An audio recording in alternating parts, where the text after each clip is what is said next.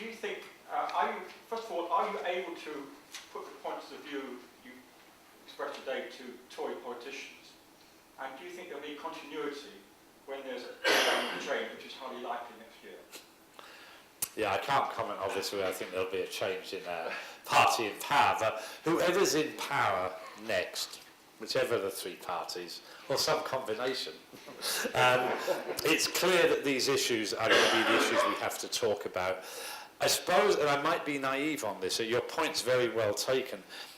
When the climate change bill went through Parliament, whether it was in the House of Lords or the Commons, the Conservatives, the Tories and the Lib Dems were pushing aggressively for that 80% limitation. It wasn't just the Labour MPs, it was just as much the Tories, just as much the Lib Dems. And so I'm hopeful that if there is a change of party in power, that at least on the climate change issue, there will be no major change of policy. One of the things I've often noted is there are two countries in the world which I give a lot of credit for on the climate change debate. And it is the UK and it's Germany. And that is, in both countries, it hasn't mattered which party is in power. They've pushed the climate issue as a serious issue and ozone depletion. Margaret Thatcher actually did a lot to raise visibility of both ozone depletion and climate change. I mean, I was actually in the US and I got this little letter which I thought was a joke from 10 Downing Street saying, would you like to come to a seminar on climate change? I thought, you know, someone's pulling my leg. And so I got someone to phone up the embassy. No, it's real. And what Margaret Thatcher did was she had a one-day seminar from 9 in the morning till 4 in the afternoon with 25 experts, of which I was one of only 2 people that did not live in the United Kingdom. And it went from 9 in the morning till 4 in the afternoon, talking about the science and the technology and the economics, which was much more rudimentary at that time, on climate change. So it went from her to Major, to Blair, and now to Brown. There's been no significant change in policy. Change is at the edge, but no fundamental. Same's happened in Germany. It didn't matter whether it was Chancellor Kohl, now all the way through to Merkel. The policy stayed pretty similar. Whereas in many other countries, it's an absolute political football. One's seen Canada absolutely go from wanting to deal with climate change to wanting to ignore it completely. And we've seen exactly the reverse. When Howard stopped being the Prime Minister of Australia, the new government has really taken climate change on board. So in many countries, it's been an incredible political football. Now, I've got no clue of what the Conservatives, the Tories would do on issues such as biodiversity and ecosystem services. I just don't know.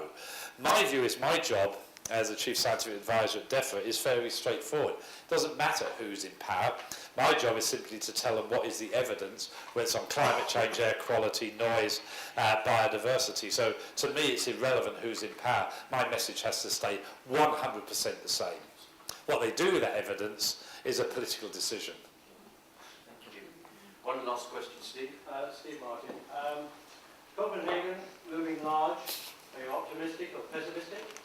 And the other thing, I'm going to be a double question. Advisors, government advisors are in the news at the moment. Do they have a role? Well, one of them is. All right, but do they have a role in the sense that you're working? Fine. 2 questions.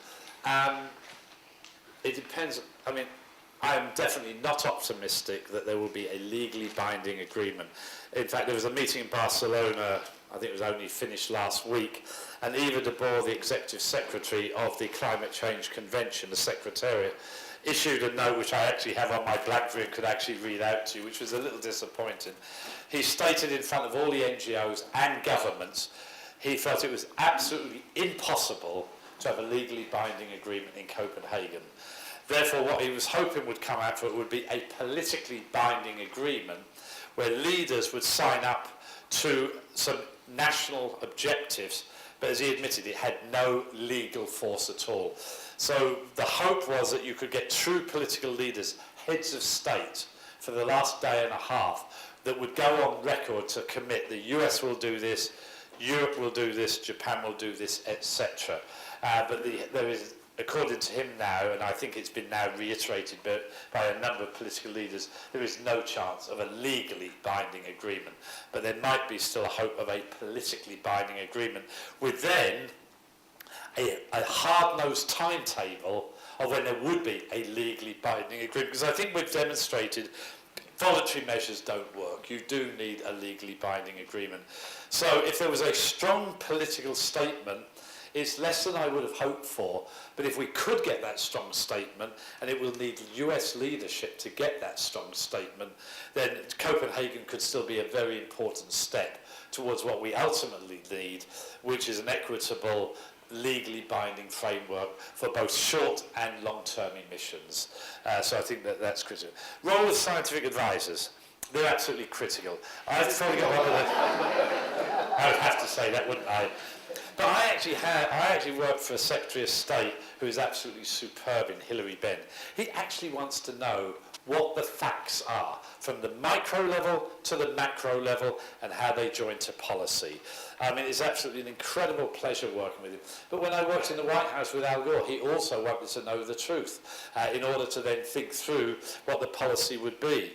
So I've been incredibly lucky with at least the people that I've been a science advisor to, of having people that truly wanted to know the facts. And then it was up to them what they did with those facts. So my view is the role of a science advisor or an advisory body is to be absolutely independent. They absolutely must challenge the evidence and present the evidence as it is, and then it's up to the policymaker what to do with that evidence. So in essence, I've always viewed that knowledge, evidence, is a prerequisite for informed policy formulation, but it's not everything.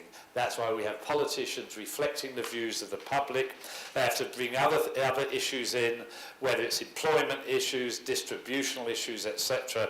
So our job is to present the evidence in the strongest way, and if the evidence is distorted, challenge that, but not challenge the policy per se. Although I have actually gone over, I did actually challenge the biofuels policy, which actually then, I went on the Today programme, and the guy sort of said, well, what do you think about biofuels? So I said, well, 3 reasons to do them: energy security, rural development, and reducing greenhouse gases. But I said, I'm really worried they're not economically or environmentally sustainable. And I said, if they're not, that would be truly insane. So he said, UK policy's insane. I knew as I used the word insane, it would catch someone's attention. So I said, what I'm saying is, if the reason we're doing biofuels is to reduce greenhouse gases, and indeed if it were to increase them, that would be insane, obviously. So I had an if. Then the guy said, well, do you think the current policy, which is about to be announced in 2 or 3 days' time on the renewable transport fuels obligation, is sensible or not? And I knew I shouldn't touch that one, but I couldn't resist. So I said, well, to be honest, I would probably slow it down. So by the time I got back to my office the next day, which also made the front page of the Guardian newspaper, the Secretary of State in Transportation was not a happy camper. And so I did get in touch with my department and I said, look at this comment about insane. The department defended me, said there's an if in the sentence. That is a factual evidence statement. So he talks about policy, and there is a very fine line. I knew I'd stepped over the line but it did lead to the Gallagher Review, and it did lead to a change in policy after.